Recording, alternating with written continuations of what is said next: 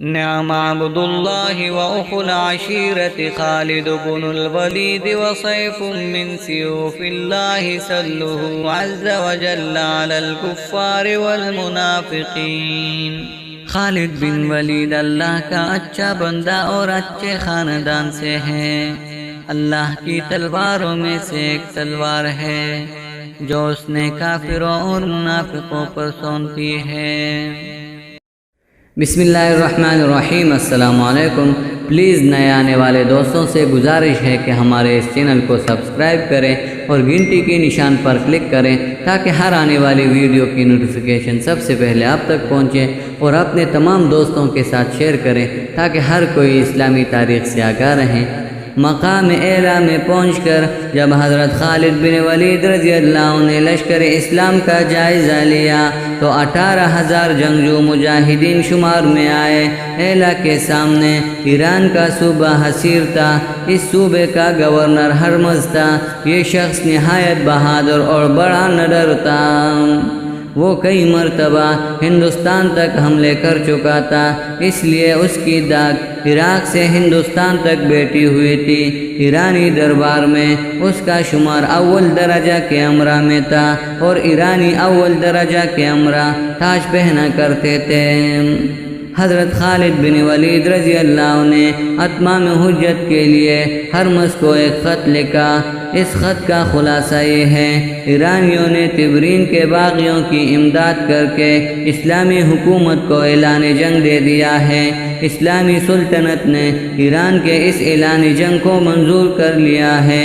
میں خلیفۃ المؤمنین رضی اللہ عنہ کے حکم سے لڑائی پر مامور ہو کر آیا ہوں، لیکن چونکہ مسلمان جنگ کو اچھا نہیں سمجھتے، میں اتمام حجت کے لیے تمہیں لکھتا ہوں کہ اگر تم مسلمان ہو جاؤ تو یہ تمہارے ہی لیے بہتر ہے، اور اگر بدبختی سے مسلمان ہونا گوارا نہ کرو تو جزیہ دو، اس میں بھی تمہارے لیے بھلائی ہے۔ اگر تم نے ان دونوں باتوں سے انکار کیا تو مجبوراً مجھے حملہ کرنا پڑے گا۔ یہ تھا خالد بن ولید۔ جب یہ خط ہرمز کے پاس پہنچا تو وہ بہت بگڑا۔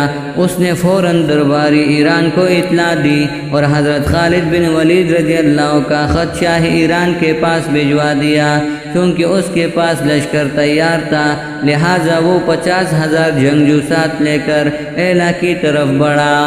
حضرت خالد بن ولید رضی اللہ عنہ نے اعلیٰ میں پہنچ کر عراق کے ان عربوں کو جو ایرانی سلطنت سے سخت ناخوش تھے جاسوسی پر مامور کیا۔ جاسوس خبر لائے کہ ہرمز 50,000 سوار لے کر آ رہا ہے۔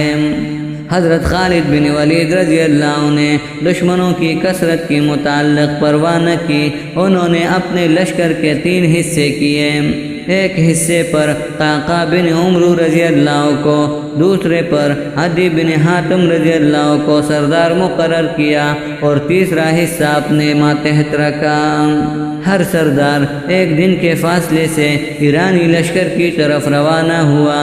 جب ایرانی لشکر کے قریب پہنچے تو تینوں سپہ سالار مل گئے۔ اسلامی لشکر ایرانیوں کے سامنے خیمہ زن ہو گیا۔ مسلمانوں کا خیال تھا کہ ایرانی پورے حشم و ختم کے ساتھ آئے ہیں اور فوراً مقابلہ میں نکلیں گے، لیکن ہرمز کو اس کی جرت نہ ہوئی۔ وہ مسلمانوں کے کارنامے سن چکا تھا۔ اس نے ایران سے مدد طلب کی تھی اور اس مدد کے آنے کا انتظار کر رہا تھا۔ جاسوسوں نے حضرت خالد بن ولید رضی اللہ عنہ کو یہ اطلاع بھی پہنچا دی۔ انہوں نے اس بات کو مناسب نہ سمجھا کہ وہ ہرمز کے میدان میں نکلنے کا انتظار کریں اور ایرانی لشکر کی تعداد بڑھنے دیں۔ چنانچہ ایک روز وہ خود ہی میدان میں نکلے اور لشکر کو باقاعدہ صف بستہ کر دیا۔ مجبوراً ہرمز کو بھی میدان میں نکلنا پڑا۔ اس نے بھی اپنے لشکر کو ترتیب دی۔ جب دونوں لشکر آمنے سامنے صف بستہ ہو گئے تو حضرت خالد بن ولید رضی اللہ عنہ میدان میں نکلے اور انہوں نے اپنے مقابلے کے لیے ہرمز کو پکارا۔ چونکہ ہرمز مشہور دلاور تھا، اس لیے شاہانہ ساز و سامان سے مسلح ہو کر میدان میں نکلا۔ وہ لوہے کی زرہ، بختر پر چاندی کے زرہ پہنا تھا۔ زرہ پر جو لباس تھا وہ ریشم کا اور بیش قیمت تھا۔ اس کی شمشیر اور خنجر کے دستے جواہرات سے مزین تھے۔ سر پر چاندی کا خود تھا اور اس پر زرے تاج اڑے تھے۔ اس کی رکابیں اور لگام خالص چاندی کے تھے۔ زین میں لوہے کے بجائے چاندی لگی ہوئی تھی، جبکہ زین پوش ریشم کا تھا اور اس میں جواہرات کی جالریں لٹکی ہوئی تھی۔ گھوڑے کی کلغی خالص سونے کی تھی۔ اسے کشتی پر بڑا بھروسہ تھا۔ وہ نہایت قوی ہیکل اور گرانڈیل تھا۔ حضرت خالد رضی اللہ چریرے بدن کے تھے۔ اس نے سمجھ لیا تھا کہ وہ کشتی میں حضرت خالد بن ولید رضی اللہ کو زیر کر کے مار ڈالے گا، چنانچہ اس نے حضرت خالد بن ولید رضی اللہ کو پیادہ ہو کر لڑنے کی دعوت دی۔ حضرت خالد بن ولید رضی اللہ نے منظور کر لیا۔ دونوں گھوڑوں سے اترے اور لڑنے لگے۔ پہلا وار ہرمز نے کیا۔ حضرت خالد بن ولید رضی اللہ نے پینترا بدل کر وار خالی دیا، پھر خود حملہ کیا۔ ہرمز اچھل کر پیچھے ہٹ گیا اور تیزی سے بڑھ کر حملہ آور ہوا۔ حضرت خالد بن ولید رضی اللہ بیٹھ گئے اور سمٹ کر اس پرتی سے چپٹ کر ہرمز کی کلائی پکڑی۔ وہ پیچھے نہ ہٹ سکا۔ حضرت خالد بن ولید رضی اللہ نے اس کی تلوار چھین لی۔ ہرمز جلدی سے انہیں لپٹ گیا۔ دونوں کشتی لڑنے اور زور آزمائی کرنے لگے۔ حضرت خالد بن ولید رضی اللہ نے زور لگا کر کے اس کی کمر کو پکڑ کر اٹھایا اور اللہ اکبر کا نعرہ لگا کر اسے زور سے پٹخا اور اس کے سینے پر چڑھ کر اس کا سر کاٹا اور دشمنوں کی طرف پھینک دیا۔ یہ تھا حضرت خالد بن ولید۔ ایرانیوں کو جوش اور غصہ آ گیا، چنانچہ ایک دستہ سرپٹ گھوڑے دوڑاتا ہوا حضرت خالد بن ولید رضی اللہ کی طرف بڑھا۔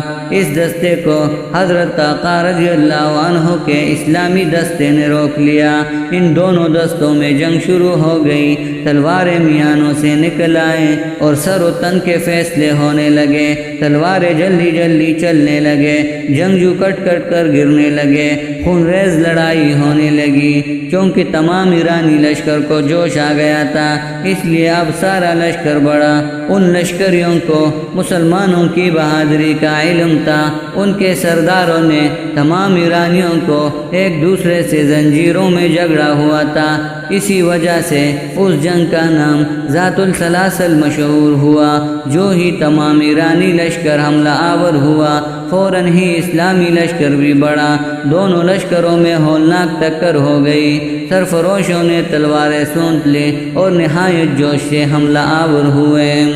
صاف و شفاف تلواریں بلند ہوئے، انسانی سمندر میں ڈوبے اور خون اگلتے ہوئے اٹھے۔ گمسان کی لڑائی ہونے لگی۔ ایرانی مسلمانوں کو دبا کر آگے بڑھنا چاہتے تھے، لیکن مسلمان جم کر لڑنے لگے اور ایک قدم بھی پیچھے نہ ہٹے۔ ایسے معلوم ہوتا تھا جیسے ان کے گھوڑوں کے قدم زمین میں گڑ گئے ہو۔ ہر چند ایرانیوں نے انہیں پسپا کرنے کے لیے پرزور حملے کیے، لیکن وہ ایک قدم بھی مسلمانوں کو نہ ہٹا سکے۔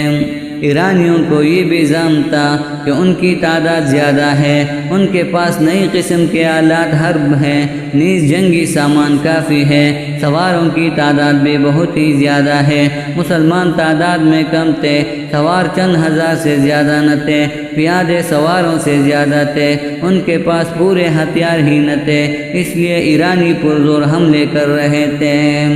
لیکن مسلمان صبر و استقلال سے جنگ میں مصروف تھے۔ انہیں قوت اور اپنے ساز و سامان پر نہیں بلکہ اللہ تعالیٰ کی مدد پر بھروسہ تھا۔ وہ نہایت اطمینان سے لڑ رہے تھے۔ مسلمان چاہتے تھے کہ ایرانیوں کی صفیں الٹ دیں، لیکن چونکہ ایرانی زنجیروں میں ایک دوسرے سے جھگڑے ہوئے تھے، اس لیے مسلمانوں کو آگے بڑھنے کا موقع نہ ملتا تھا۔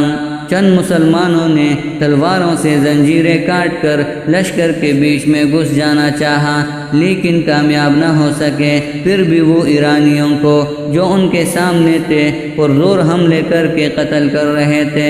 یہ زنجیریں خود ایرانیوں کے لیے وبال ثابت ہو گئے۔ ایک تو وہ جکڑے ہوئے ہونے کی وجہ سے آزادی کے ساتھ نہ لڑ سکتے تھے، دوسرے جو ایرانی مارے گئے تھے ان کی لاشیں لٹکی پھر رہی تھیں۔ ان لاشوں کو دیکھ کر ایرانی گھوڑے ادھر ادھر بھاگنے لگے، زنجیروں کو توڑنے لگے۔ آخر بہت سے گھوڑوں نے زنجیریں توڑ ڈالیں اور بھاگنے لگے۔